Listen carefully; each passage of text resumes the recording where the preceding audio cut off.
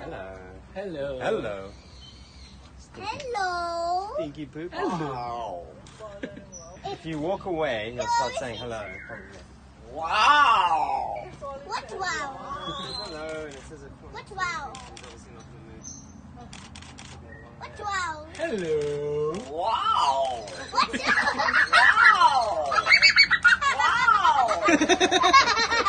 Wow. Wow. What's E? Fish. Hello. Wow. Wow.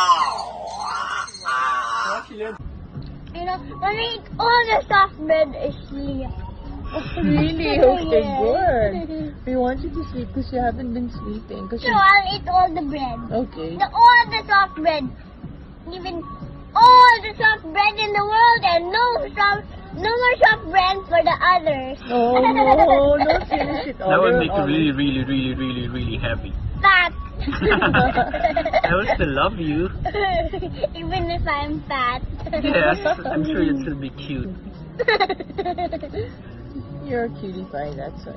I'm not fat now because I'm still thin. No, I mean, I'm not fat, I'm not thin. You know what, Scarlet? What's really important is not whether you're fat or thin. What's really important is if your heart is fat or thin. A fat heart means you have a loving heart. A thin heart is a heart that is not loving. It's famished. It's skeleton na butot pala.